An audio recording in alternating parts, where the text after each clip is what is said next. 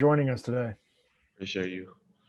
What we're going to do, I'll have a series of questions for you. I'm going to introduce the reporter as well as the media outlet, and they'll ask the questions. So we'll start with Dave Biddle from 24/7 Sports. Thank you. Hi, Tommy. What are your impressions of Clemson's offensive line? I know they just have one returning starter from last year, Jackson Carman, a young man from Ohio. As you watch them on film, what jumps out about their O-line? I think they're a good collective unit. They work together really well, and they have opened up gaps for ETN to hit and make plays off of. So I think they really work well together as a collective unit, opening up gaps so he can make plays off of. Thank you. We'll go to Bill Rabinowitz from Columbus Dispatch.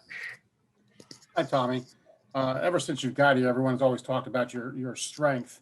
I want to ask you, what is different about you this year, other than just your raw strength, that's enabled you to have that kind of breakthrough that you've had?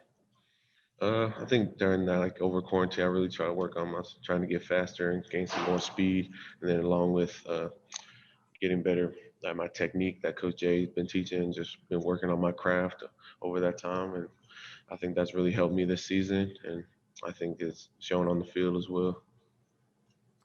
Next, we'll go to Rod Walker from the New Orleans Advocate.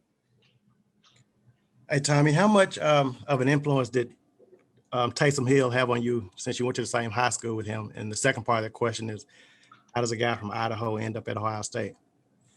Taysom Hill, I only talked to him maybe a few times, but he's a great dude, and just one of the guys looked up to, because he's the one that kind of made it out of Idaho and then to the NFL, to where the position he's at now. It's like just an inspiration. So just having that was cool, and then being from Idaho to end up at Ohio State was just, Coach Jay kind of recruited me, so he found me just going through film, and he saw my film, so he jumped out, and then just starting that relationship with him, and then that's how I ended up here.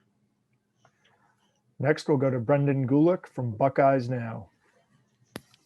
Hey, Tommy, can you talk about the challenge of going against a quarterback that certainly is not a run-first quarterback, but if you break contain on a pass rush, he's shown an ability to really hurt you. What are the challenges unique to trying to defend against a guy like that? Yeah, he's a dynamic player. He's faster than he seems, and he can really throw the ball really well. So, we just have to be cautious of our rush lanes and really try to contain him as much as we can. So just kind of control our rush lanes and be cautious of where he's going to step up to or where he's going to try to flush out to. We'll now go to Tim May from Letterman Row. It seems like you and Haskell especially, I know you're going to name every other defensive tackle when I ask this question, but it seems like you two guys especially have enjoyed playing with each other this year as this season has progressed side by side. Just what have you seen, especially out of him, that's just blossomed this year from your vantage point? I think his leadership and then his just love for the game has really grown this year. I know we both had a little wait for our playing time to kind of get there for this year, and I think we just kind of both blossomed into this year, kind of enjoying seeing each other make plays and stuff. And as long as everybody else on the D-line as well, seeing just all of us as a unit just trying to make plays and play for one another has been really big this year. Next, we'll go to Tony Gerdeman from Buckeye Scoop. Tommy, Haskell wasn't too interested in talking about himself, so I'll ask you to do it. Given everything he's been through this year and getting that All-American nod, what have you thought about just the entire journey that he's made this year? It's just amazing to see what he's gone through, especially just this year, and past years, not having maybe the playing time he wanted to in his first couple years, but then this year, all the adversity that he's faced to what he's doing now has just been amazing to watch. And I'm so happy that I get to play with him, and so happy for what he's accomplished. And it's just huge. I'm just really happy for him. We'll go to Dan Hope from 11 Warriors. Hey, Tommy, what do you think has been the key to your guys' running game success, and what do you think you have to do to continue that success against Clemson's running offense? I think everyone just got to do their job. As long as everyone does their job, I think we've done a pretty good job so far this year against the run. So, as long as we just got to keep doing what we're supposed to do, and that will show on the field.